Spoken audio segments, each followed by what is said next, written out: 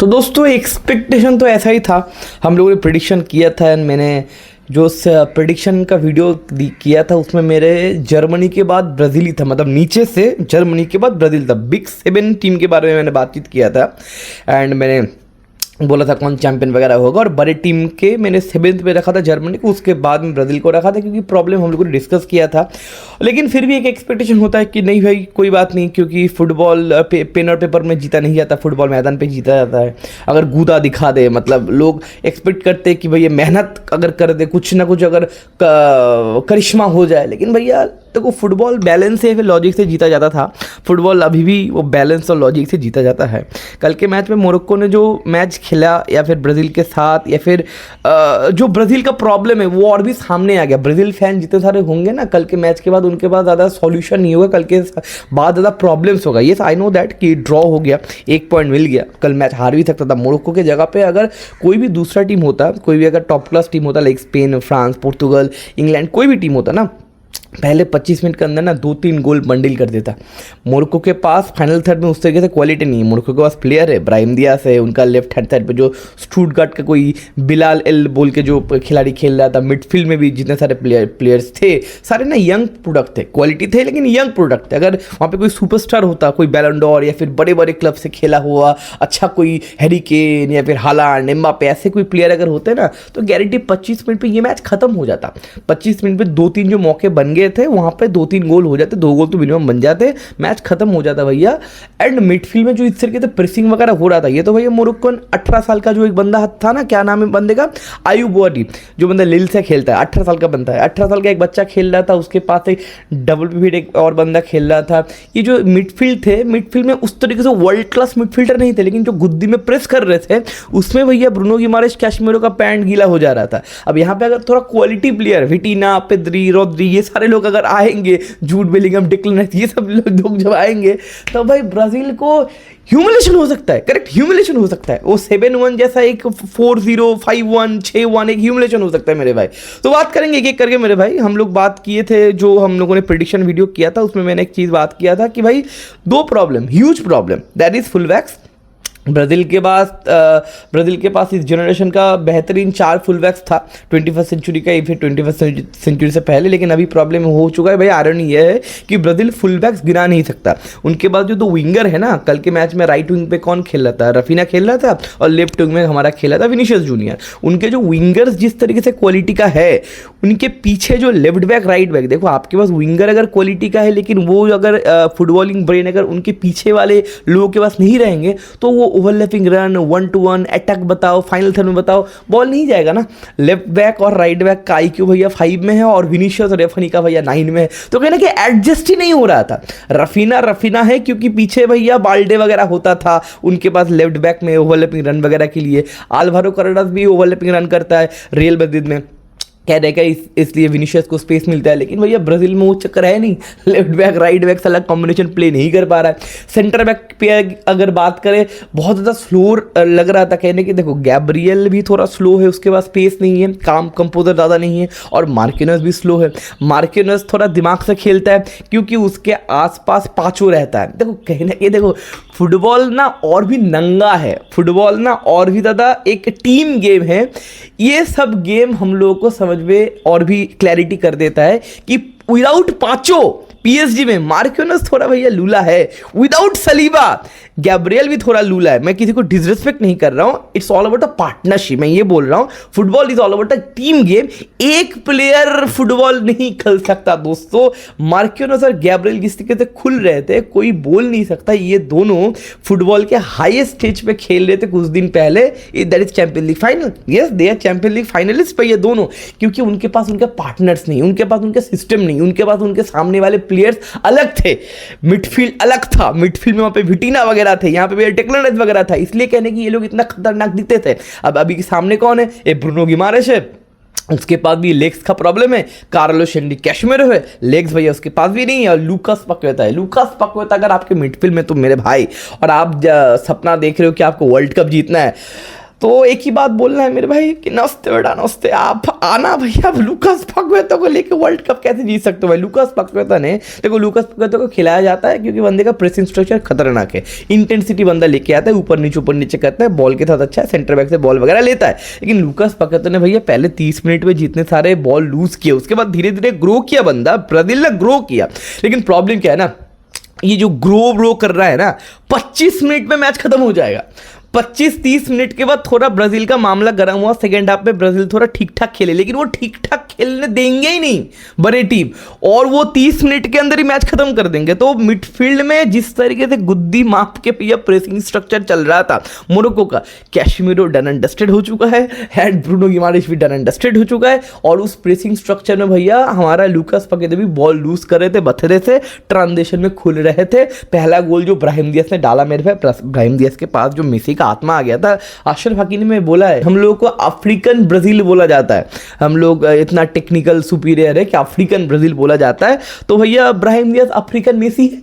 बंदे ने जो पहले गोल में काटा, बंदे काटे, मिडफील्ड से बंदा एक टच लिया, एक बंदा ड्रिबल करके जो बंदे काटे, गैब्रियल को काट दिया, एकदम सेंटर फॉरवर्ड के मुंह में बॉल दे दिया, और उस बंदे ने भी भाई बहुत बढ़िया तरीके से जिप एक कंट्रोल करके फिनिश वगैरह कर दिया, और 1-0 का लीड वहाँ पे कर दिया। और भी गोल आना चाहिए थे। उसके बाद कहने कि obviously Brazil is all about the individual brilliance. अगर आपके पास बैलेंस नहीं है तो आपको भैया ओवर परफॉर्म करना पड़ेगा, आपके अटैकर्स को ओवर परफॉर्म करना परेगा। एंड थोड़ा शापिद विनीशियस जूनियर, जो ब्राजील फैन उतना भैया अप्रिशिएट नहीं करते विनीशियस जूनियर को, क्योंकि विनीशियस जूनियर रियल मदद के लिए जो करता है उसका आधा भी नहीं करता भैया ब्राजील के लिए। लेकिन कल के मैच में भैया लेफ्ट हैंड साइड पे विनीशियस जूनियर को एक बार मौका मिला, एंड बंदे ने कटिंग करके भैया बैंगर मार दिया, बहुत बेहतरीन गोल था। एंड विनीशियस जूनियर और रोनाल्डिनो गाउचो का सेम अमाउंट ऑफ गोल हो चुका वर्ल्ड कप में, बंदा इक्वल कर चुका है। एंड विनीशियस जूनियर का आई थिंक 45G+ एज हो चुका है भैया इस सीजन में। तो भैया अगर ब्राजील अगर वर्ल्ड कप वगैरह जीत जाए तो विनीशियस जूनियर बैलन डॉर वगैरह जीत सकता है। लेकिन भाई इट्स इम्पॉसिबल कि ब्राजील भैया वर्ल्ड कप में कुछ करेगा, क्योंकि विनीशियस जूनियर ठीक है, रफीना ठीक है, लेकिन आपके पास अगर वो कनेक्टर नहीं है ना, कोई कनेक्टर नहीं है मिडफील्ड और अटैकर में, कोई भाई नेमार चाहिए यार, नेमार चाहिए मेरे भाई। अब नेमार खेलेगा नहीं ग्रुप स्टेज में, राउंड ऑफ 32 में खेलेगा, कैसे खेलेगा, कितना फिट होगा, 20-25 मिनट खेलेगा, फिर 90 मिनट खेलेगा? नहीं मेरे भाई, एक फुटबॉलिंग ब्रेन चाहिए, कनेक्टर चाहिए, जो मिडफील्ड से बॉल लेके क्विक टचेस लेगा, सिल्की टचेस लेगा, बॉक्स में भैया अराइव करेगा, फिर बॉल डालेगा, क्योंकि पेसी प्लेयर खतरनाक है हमारे पास, लेकिन बॉल चलाने के लिए तो बंदे चाहिए। बॉल चलाएगा कौन? मिडफील्ड में भैया इंटेंसिटी नहीं है। मुझे अभी भी लगता है कि एडरसन को मिडफील्ड में इंजेक्ट करना चाहिए इंटेंसिटी के लिए। फिजिकलिटी नहीं है, इंटेंसिटी नहीं है, बॉल रोल नहीं हो रहा है, बॉल स्लो बहुत रोल हो रहा है। विंगर के पास जा रहा है तो ओवरलैपिंग रन, मैंने जो बताया ओवरलैपिंग रन वगैरह नहीं हो रहा है। रफीना विनीशियस आपके पास है, लेकिन विंगर काम नहीं कर सकता, उनके पास एक पार्टनरशिप चाहिए। रफीना का तो कल खेलने ही नहीं दिया मजराई ने, बड़ा गेम भाई मजराई मेरे भाई।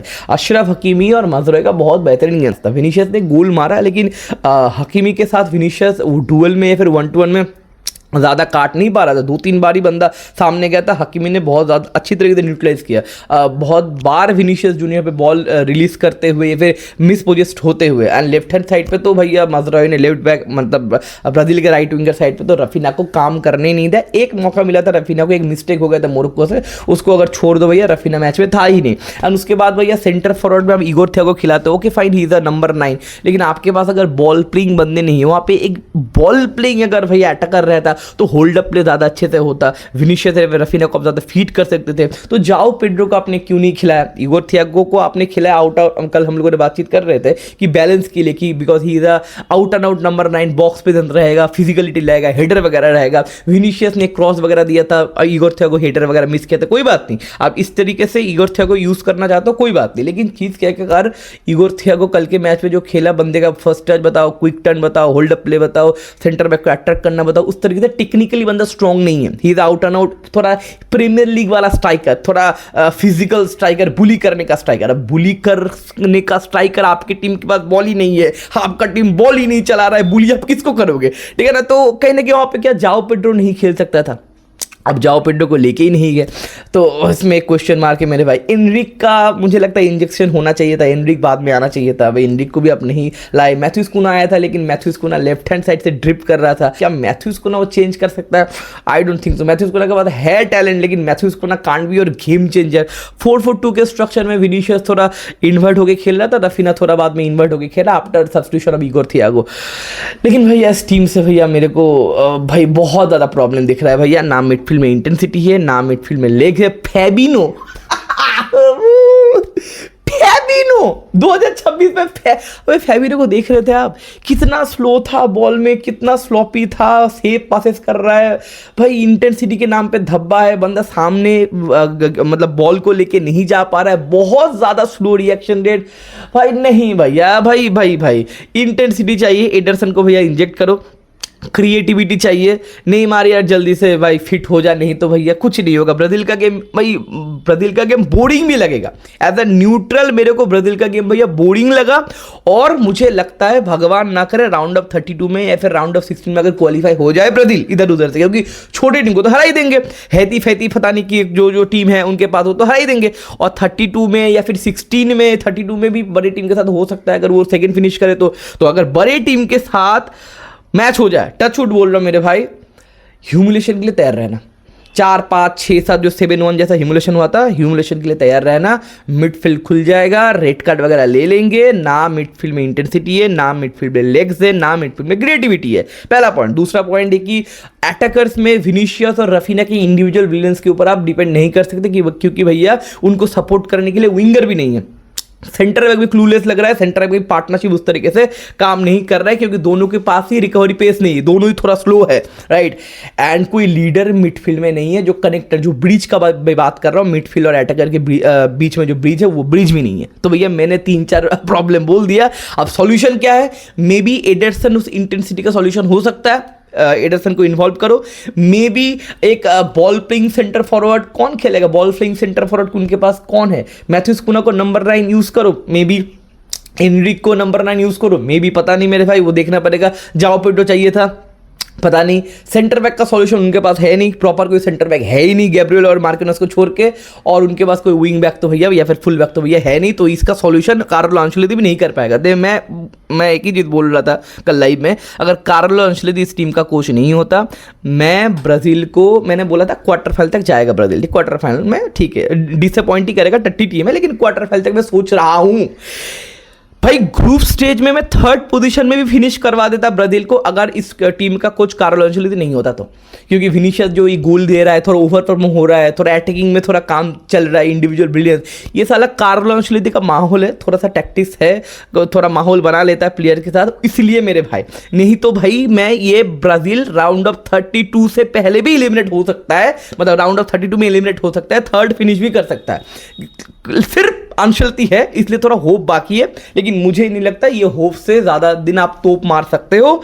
तो भाई राउंड ऑफ 16, और अगर सेकंड पोजीशन फिनिश हो तो भाई राउंड ऑफ 32 में टाटा बाबे हो सकता है। मेरे को नहीं लगता सॉल्यूशन कार्लो अंचेलोटी के पास होगा।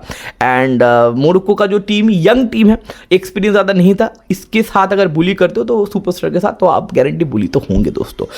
तो ब्राज़ील फैन, आपका क्या रिएक्शन है नीचे कमेंट सेक्शन में जरूर लिखिएगा।